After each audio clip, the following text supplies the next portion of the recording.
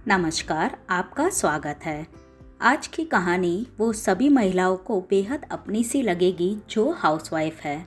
आज भी ज़्यादातर हाउसवाइफ के हाथों में घड़ी नहीं दिखती क्योंकि उसे कहाँ कहीं जाना होता है, पर फिर भी घर के सभी सदस्यों का बखूबी समय पर काम करती है, पर कदर कोई नहीं करता।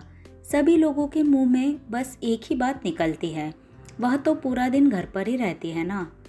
एक पत्नी अपने बचाए हुए पैसे मायके नहीं भेज सकती, अपने माता पिता की जिम्मेदारी नहीं उठा सकती क्योंकि पति ऐसा करने की परमिशन नहीं देता।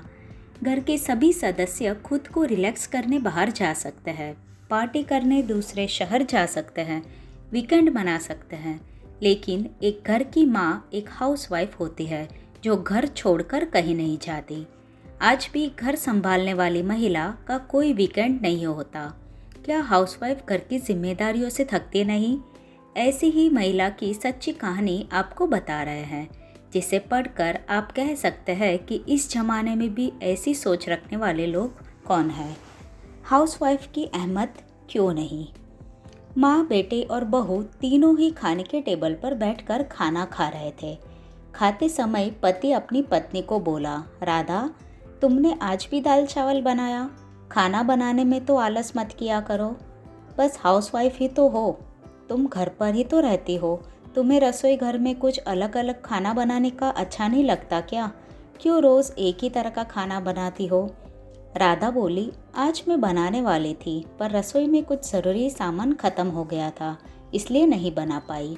मैंने कल ही ऑर्डर किया था पर अभी तक आया नहीं, पर मैं कल पक्का कुछ बनाऊंगी। रसोई घर में कुकर की सीटी बजती है। राधा उठकर रसोई घर में आती है। रसोई घर से वापस आते वक्त डाइनिंग टेबल पर बैठकर बोलती है, मैंने कुकर में आलू डाले हैं, शाम को मैं आलू के वड़े बनाने वाली हूँ। यह सुनकर उसके सास को बहुत खुशी हुई। पति बोला, अच्छा है, तुम दोनों को तुम्हारी पसंद की चीज़ें बनाने में और खाने में बहुत मज़ा आता है। ऐसे में दरवाजे की बेल बजी। राधा वापस खाने के टेबल पर से उठी और दरवाज़ा खोला। डिलीवरी बॉय रसोई का सामान लेकर आया था। पार्सल लेकर राधा वापस खाने के टेबल पर खाना खाने बैठी। तभी माँ बेटे से बोली कि तूने अगर दरवाज़ा खोला होता तो फिर क्या होता, बेचारी खाना भी अच्छे से खा नहीं सकती। तो बेटा बोला, सॉरी, मैं उठ नहीं सकता, मुझे ऑफिस जाने के लिए देर हो रही है। फिर रूम में चला जाता है। वो राधा को आवाज़ देता है, मेरी फ़ाइल मिल नहीं रही, तुम ढूंढ कर दो। फिर एक बार खाने के टेबल से उठने वाली थी और उसके तरफ जाने ही वाली थी, तभी सास ने उसे रोका। छोटा बच्चा नहीं है वो, खाओ तुम खाना। थोड़ी देर बाद रूम से पति राज की आवाज़ आई, फ़ाइल मिल गई। सास और बहू दोनों ही खाने के टेबल पर एक दूसरे की तरफ देखकर हंसने लगे। राज ऑफिस जाने के लिए निकल गया। राधा ने सारा काम ख़त्म किया। रात को आलू वड़ा खिचड़ी बनाई। खाना देख बेटा और सास खुश हो जाते हैं। राधा सब काम निपटा के सो जाती है। दूसरे दिन सुबह राज उसके बेडरूम में फ़ाइल ढूंढ रहा था और वह फ़ाइल ढूंढने की वजह से बेडरूम पूरा अस्त व्यस्त कर देता है। राज गुस्से से अकेले में बड़बड़ा रहा था। इस घर में कभी भी कोई चीज़ समय पर नहीं मिलती।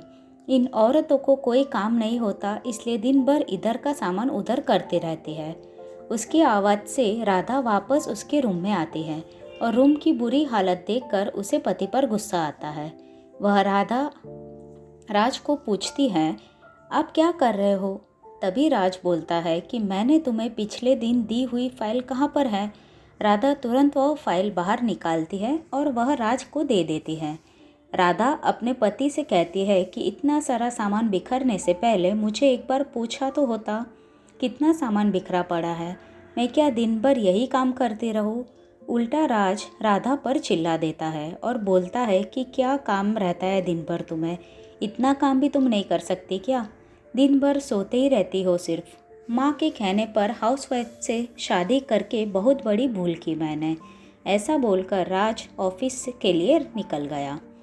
बेटे बहू का बोलना माँ के कानों पर पड़ता है, जो राज को पता नहीं था। माँ राधा के पास जाती है, तभी वह रो रही होती है। कोई भी गलती नहीं होते हुए भी राज उस पर चिल्लाया। सास ने राधा को शांत किया। फिर दोनों ने राज को अच्छा सबक सिखाने के लिए एक प्लान बनाया।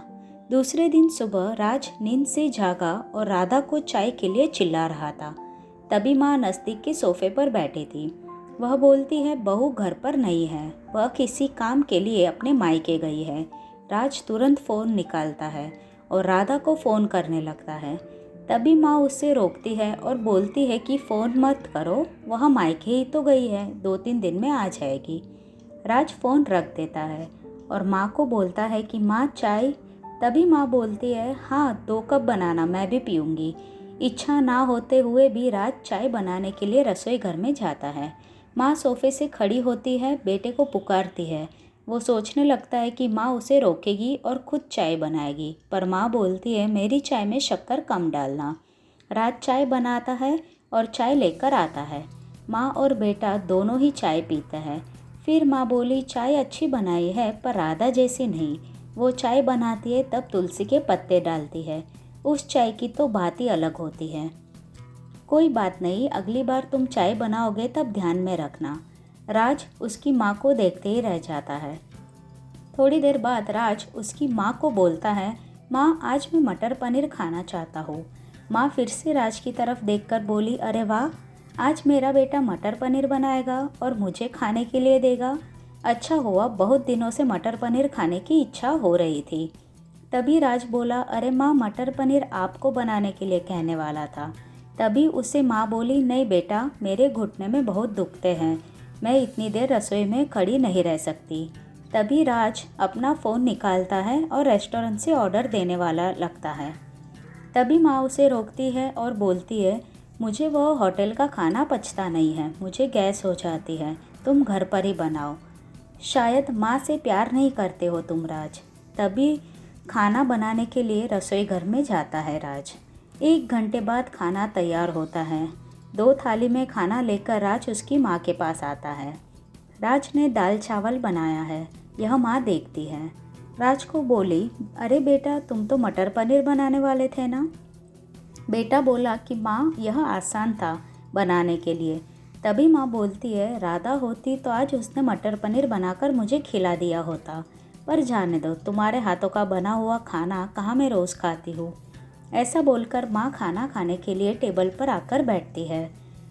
दोनों साथ में खाना खाते हैं। राज ने पहला निवाला मुंह में डाला ही था, तब माँ उसे बोली, अरे बेटा, दाल में नमक कम है, जा और नमक लेकर आ। वो खाते खाते उठता है और रसोई घर में से नमक लेकर आता है और माँ को देता है। फिर से खाने के लिए बैठता है। तभी बीच में माँ खांसने लगी और बोलती है, अरे बेटा, निवाला गले में अटक गया है, थोड़ा सा पानी लाना। राज फिर से खाते खाते उठता है और पानी लाता है। फिर वो पानी माँ को देता है। इस सब में बेटे के चेहरे पर गुस्सा स्पष्ट रूप से दिख रहा था। राज को अब समझ में आ रहा था कि वह राधा के साथ जिस प्रकार बर्ताव कर रहा था उसे कितना बुरा लगता होगा। वो यह सब खुशी से करती थी। उसके चेहरे पर कभी भी कोई शिकन नहीं दिखी। वह सोचते सोचते खाना खा रहा था।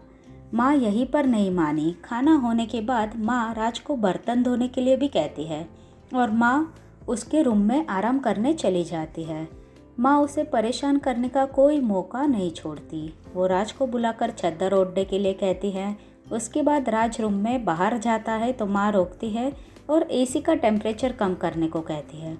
अब इन सभी कामों की वजह से वह चिड़चिड़ करने लगता है, लेकिन कुछ भी नहीं बोल पाता। दूसरे दिन सुबह जल्दी उठ जाता है। उसे ऑफिस जाना होता है, इसलिए वह जल्दी सब्जी काटता है, पर उसका ध्यान सब्जी की तरफ नहीं होता। वह राधा का विचार कर रहा होता है। वो सोच रहा होता है कि हाउसवाइफ का काम आसान होता है, ऐसे मुझे लगता था, पर सच में वैसे नहीं है। मैं कितना गलत बर्ताव करता था राधा के साथ। मन ही मन पछता रहा होता है।